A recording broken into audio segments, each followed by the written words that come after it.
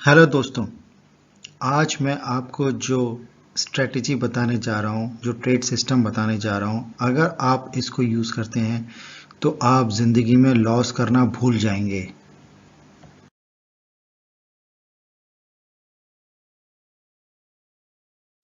ये कोई सिंपल सा मूविंग एवरेज का क्रॉसओवर का फंडा नहीं है और ना ही यहाँ पर वो मूविंग एवरेज यूज़ किए गए हैं जो सारे लोग यूज़ करते हैं नॉर्मल ट्रेडिंग के अंदर।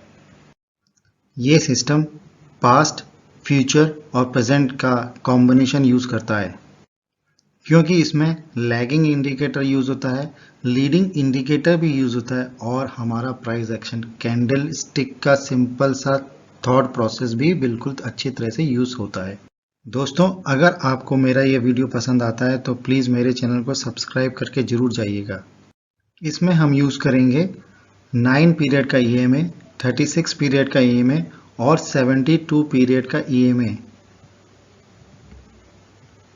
MACD और कैंडल स्टिक पैटर्न से हम रिकन्फर्मेशन करेंगे हमारे सिस्टम को, हमारे बाइंग और सेलिंग प्रोसेस को।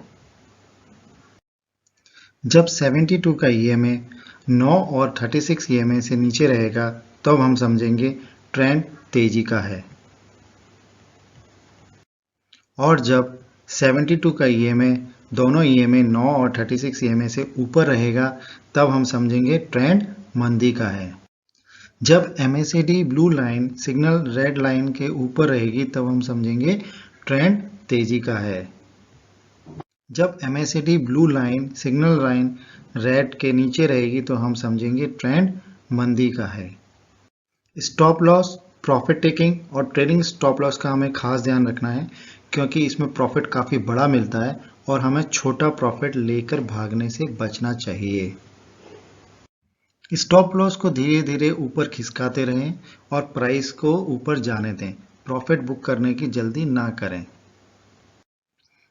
चलिए चार्ट पर हम अपनी स्ट्रेटेजी को समझते हैं। HDFC बैंक का चार्ट लगाया हुआ है, investing.com से लिया है, आप जाके वहाँ वेरीफाई कर सकते हैं। एक कैंडल एक दिन की है, ये 1 डे की कैंडल का चार्ट लगाया हुआ है। 9, 36 और 72 का EMA लगाया है जो कि हमारा लैगिंग इंडिकेटर है और ये हमें पास्ट बताएगा। कैंडल स्टिक हमें प्रेजेंट बताएगी और MACD हमें फ्यूचर बताएगा। ये एक लीडिंग इंडिकेटर है, MACD एक लीडिंग इंडिकेटर है, वो हमें फ्यूचर बताएगा। चलिए हम एंट्री पॉइंट ढूंढते हैं और ये एक कैंडल है। सबसे पहले हम कैंडल चेक करते हैं। ये एक कैंडल है जो मारूबोजू कैंडल है, तो प्राइस पैटर्न के हिसाब से क्या ये हमारा एंट्री पॉइंट हो सकता है? कैंडल स्टिक पैटर्न के हिसाब से ये ट्रेंड बिल्कुल तेजी का है। ये एक ग्रीन मारूबोजू कैंडल है, बहुत बड़ी कैंडल है और ये बताती है कि हमारा ट्रेंड तेजी का है, लेकिन हमारी जो रेड लाइन है, हमारी जो 72 EMA है, वो अभी ऊपर है हमारे छोटे दिनों के एवरेज से। जो 9 एवरेज है ब्लू लाइन से, वो ऊपर है, तो उसके हिसाब से ये बिल्कुल भी तेजी का नहीं बल्कि मंदी का साइन है। अभी तक हमने समझा ये कैंडल स्टिक पैटर्न के हिसाब से जो मारूबोजू कैंडल बनी है उसके हिसाब से ये एंट्री का पॉइंट है, ये बाइंग का पॉइंट है। EMA क्रॉसओवर के हिसाब से ये नेगेटिव है, एंट्री का पॉइंट नहीं है और ये डाउन ट्रेंड है। अब हम समझते हैं MACD के हिसाब से हमें इसमें एंट्री मारनी चाहिए या नहीं मारनी चाहिए।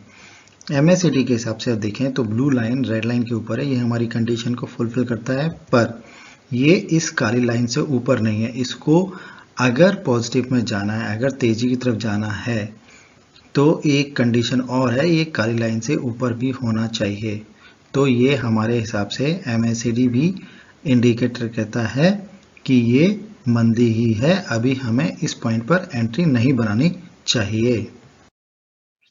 चलिए दूसरी एंट्री का पॉइंट देखते हैं, अनदर कैंडल देखते हैं जो उसके 2 कैंडल बाद बनी, और ये कैंडल स्टिक पैटर्न के हिसाब से ये भी बड़ी कैंडल है, ये भी मारूबोजू कैंडल है और इसके हिसाब से ये हमारे लिए एंट्री का पॉइंट है। अब हम देखते हैं EMA के हिसाब से, EMA क्रॉसओवर के हिसाब से ये एंट्री का पॉइंट है या नहीं है, और ये भी एंट्री का पॉइंट है क्योंकि ब्लू लाइन ग्रीन और रेड यानी कि 9 दिनों का EMA, छोटे दिनों का EMA 36 और 72 EMA से ऊपर है।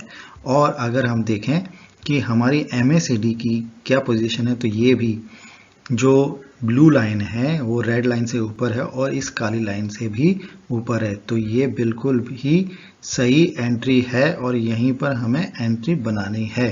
चलिए, हमने पहला काम बिल्कुल सही किया, अपनी स्ट्रेटेजी के हिसाब से हमने सही जगह पर एंट्री कर ली। अब हमें समझना है कि हमें प्रॉफिट कहाँ बुक करना है, क्योंकि हम लोग प्रॉफिट बुक करने में भी जल्दी करते हैं।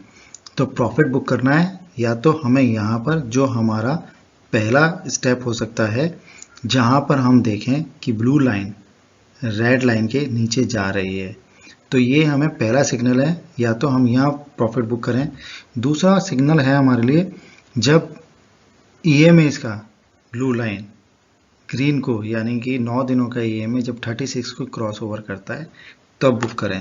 या तीसरा पॉइंट हमारा है कि जब 9 दिनों का EMA 72 दिन के EMA को भी क्रॉस करता है तो हम बुक कर सकते हैं। तो यानी हम क्या समझते हैं, हम MACD को भी ले सकते हैं जहां पर हम मैक्सिमम प्रॉफिट ले रहे हैं, और हम तीसरी स्टेज पे भी ले सकते हैं जहां पर हम एग्जिट हो रहे हैं, जहां पर हम छोटे दिन का 9 दिन का EMA जब 72 दिन के EMA को क्रॉस करता है तब भी हम अपना प्रॉफिट बुक कर सकते हैं।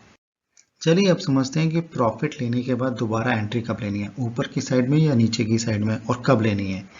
तो यहाँ पर हम देखें कि रेड कैंडल बनी है और कैंडल स्टिक पैटर्न के हिसाब से हम कहते हैं कि यहाँ हम एंट्री ले सकते हैं। अब हम EMA के हिसाब से देखें तो यहाँ पर हमको दिख रहा है साफ साफ ब्लू लाइन, जो छोटे दिन का EMA है, 9 दिनों का EMA है, वो 36 और 72 के नीचे आ चुका है, तो उसके हिसाब से भी हम एंट्री ले सकते हैं। और यहाँ पर भी देखें जो ब्लू लाइन है वो रेड के नीचे है और इस ब्लैक लाइन के भी नीचे है, तो ये भी MACD भी कहता है कि हाँ, ये एक परफेक्ट एंट्री का पॉइंट है। यहाँ पर हम सेल साइड की एंट्री आराम से ले सकते हैं। अब हमें समझना है कि ये सही एंट्री लेने के बाद एग्जिट क्या है। एग्जिट जो कि काली लाइन है, इसके आसपास कहीं पर भी हम एग्जिट कर सकते हैं, यानी कि MACD के हिसाब से जब काली लाइन के ऊपर रेड लाइन के ऊपर ब्लू चली जाए, यानी इस काली लाइन को क्रॉस करके और रेड लाइन को ब्लू लाइन क्रॉस ओवर कर दे, तो हम प्रॉफिट बुक कर सकते हैं। या फिर ब्लू लाइन जो EMA की है वो दोनों EMA को, यानी 36 और 72 को क्रॉस करके ऊपर चली जाए तो भी हम प्रॉफिट बुक कर सकते हैं। और कैंडल स्टिक पैटर्न भी साफ साफ दिखा रहा है, बड़ी बड़ी ग्रीन कैंडल बन रही हैं, तो यहाँ पर भी हम अपनी प्रॉफिट बुक कर सकते हैं। थैंक यू दोस्तों फॉर वॉचिंग माय वीडियो।